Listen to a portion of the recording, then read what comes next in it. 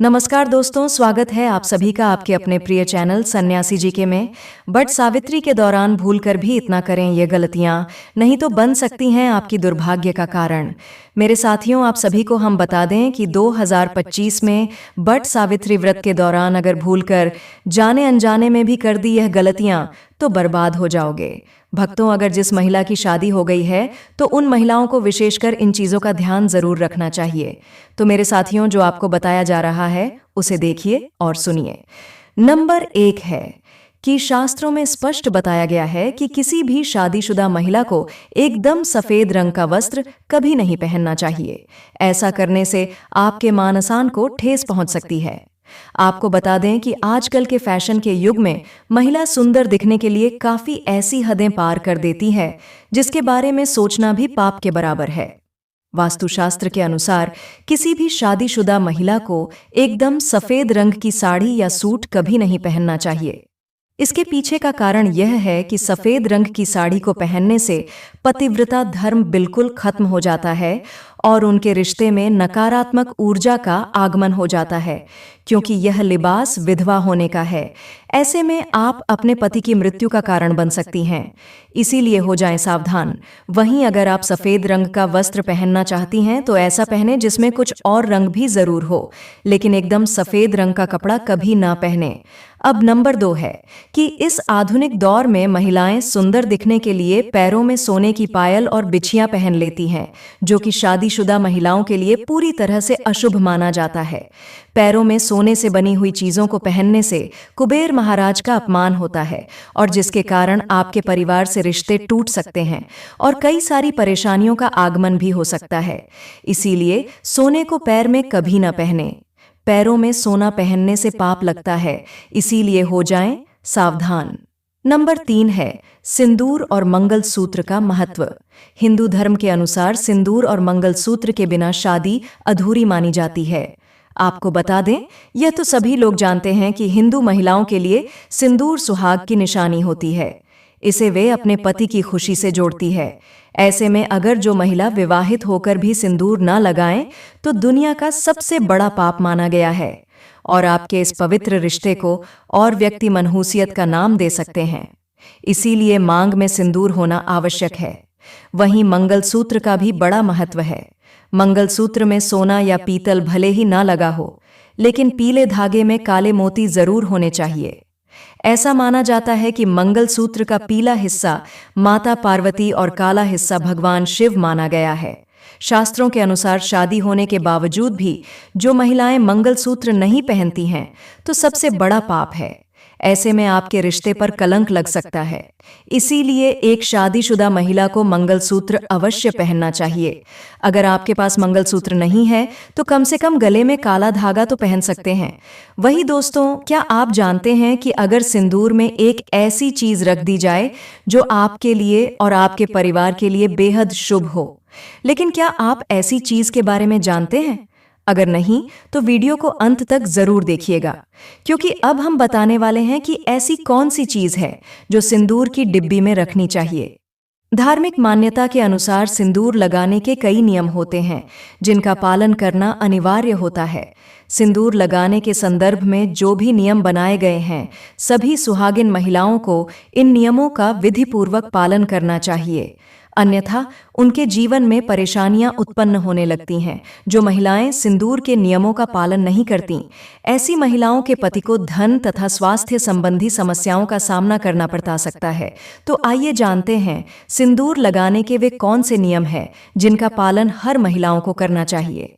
Number 1, सिंदूर का गिरना बहुत ही अपशगुन माना जाता है, इसीलिए हमें हमेशा बच्चों से दूर रखना चाहिए।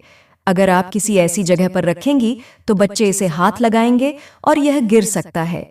नंबर 2 है कि मांग के लिए आप हमेशा ही सूखे सिंदूर का ही इस्तेमाल करें। आजकल मार्केट में नई ट्रेंड के लिए कई तरह के लिक्विड सिंदूर भी उपलब्ध हैं, लेकिन वे लगाने अच्छे नहीं होते। कई महिलाओं को लगता है कि सिंदूर लगाते समय उनके माथे पर गिर जाता है, तो माथे से सिंदूर का गिरना बहुत शुभ होता है। तो इसका मतलब है कि आपका पति आपसे बहुत प्यार करता है। नंबर 3 है कि सिंदूर को कभी भी किसी के सामने ना लगाएं। जब आप सिंदूर को किसी के सामने लगाते हैं तो आपके आपके पति को नजर लग सकती है और आपका प्यार कम हो सकता है। नंबर 4 है कि अगर गलती से कभी आपसे सिंदूर नीचे गिर जाता है तो उसे इकट्ठा करके नाली या इधर उधर ना फेंके। सिंदूर को इकट्ठा करके माथे से लगाकर किसी पेड़ के नीचे रख दें। नंबर 5 है, अगर आप सूखा सिंदूर सही तरीके से नहीं लगता है तो आप अपनी उंगलियां माचिस की तीली को थोड़ा सा गीला करके सिंदूर में मिक्स करके माथे पर लगा लें। इससे सिंदूर नहीं फैलेगा और न ही आपके चेहरे पर गिरेगा। नंबर 6, शादीशुदा महिलाओं को सदैव सिंदूर अपने पैसे से खरीद कर ही लगाना चाहिए। किसी अन्य के पैसे से खरीदा गया सिंदूर लगाने से बचें। लेकिन वहीं अगर किसी का दिया हुआ सिंदूर अगर कोई महिला लगाती है तो इससे बहुत बड़ा अनर्थ हो सकता है जिसकी आपने कभी अपेक्षा भी नहीं की होगी। और साथ ही धन वैभव की कमी और पति को किसी भी तरह से सफलता न मिलना, घर में क्लेश का वातावरण रहना, घर में इस प्रकार का वातावरण बन जाता है। नंबर 7, इसके साथ ही कभी भी महिला को बगैर नहाए मांग में सिंदूर नहीं लगाना चाहिए। सबसे पहले महिला नहा लें और पूजा पाठ कर लें, उसके बाद ही अपने माथे पर सिंदूर लगाए। सिंदूर लगाते समय सदैव आप अपने पति की लंबी आयु तथा उनकी सफलता के बारे में ही सोचें। इससे उनका भाग्य और भी अधिक प्रबल एवं शक्तिशाली बनता है। नंबर 8, सुहागिन महिलाओं को उपहार में मिले सिंदूर का उपयोग करने से बचना चाहिए, क्योंकि शास्त्रों में उपहार में मिले सिंदूर का उपयोग करना अशुभ है। केवल अपने पति का दिया हुआ सिंदूर ही लगाएं, जो कि शादीशुदा महिलाओं के लिए बहुत ही शुभ है। नंबर 9, चाहे कितनी भी बड़ी मजबूरी हो, परंतु शादीशुदा महिलाओं को किसी दूसरी महिला के सिंदूर को अपनी मांग में भरने से बचना चाहिए। किसी दूसरी महिला के सिंदूर को मांग में भरना बहुत ही अशुभ होता है। ऐसा करने वाली महिलाओं के पति को धन संबंधी समस्याओं का सामना करना पड़ता है। नंबर 10, घर में अगर किसी भी तरह के सूतक है या आपको पीरियड्स आ रहे हैं तो आप सिंदूर नहीं लगाएं, क्योंकि यह सिंदूर का अपमान होता है। इसके साथ ही मां लक्ष्मी ऐसे घर में प्रवेश भी नहीं करती है। पीरियड्स के दौरान महिलाओं को कई काम करने की मनाही होती है, जैसे रसोई में जाना, अचार छूना, पूजा पाठ करना या मंदिर जाना आदि। दोस्तों, हिंदू धर्म में ऐसी मान्यता है कि पीरियड्स के दौरान महिला द्वारा तुलसी में जल डालने से तुलसी का पौधा सूख जाता है, क्योंकि इस समय महिलाओं के शरीर में ऊर्जा का संचार अधिक होता है। इस ऊर्जा को भगवान सहन नहीं कर पाते, इसलिए पीरियड्स के दौरान पूजा पाठ करना या मंदिर जाना वर्जित है। दोस्तों, पीरियड्स के दौरान महिलाओं को इतनी देर बैठकर पूजा पाठ व अनुष्ठान करने में समस्याओं का सामना न करना पड़े, इसके लिए उन्हें इन 5 दिनों तक पूजा पाठ से दूर रखा जाता था। दोस्तों, यदि पीरियड्स की अवधि 7 दिन है तो 8वें दिन मंदिर में प्रवेश किया जा सकता है। वैसे यदि हम ज्योतिष की माने तो आमतौर पर पीरियड समाप्त होने के बाद 5वें दिन आप मंदिर में प्रवेश कर सकती हैं। दोस्तों, व्रत के बीच में ही अगर किसी महिला के पीरियड्स आ जाएं, तो ऐसे में महिला को अपना व्रत पूरा करना चाहिए।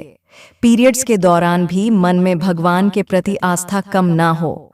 भगवान के लिए मन की शुद्धता सबसे ज्यादा जरूरी है, शारीरिक शुद्धता बाद में आती है। दोस्तों, व्रत के दौरान अगर किसी विशेष पूजा का संकल्प लिया गया है तो पीरियड्स के दौरान आप दूर बैठकर उस धार्मिक काम को किसी अन्य व्यक्ति के जरिए करवा सकती हैं। पीरियड्स के दौरान भी व्रत के सभी नियमों का पालन करना चाहिए। ऐसे में प्रभु के मंत्रों का ज्यादा से ज्यादा मनन करें।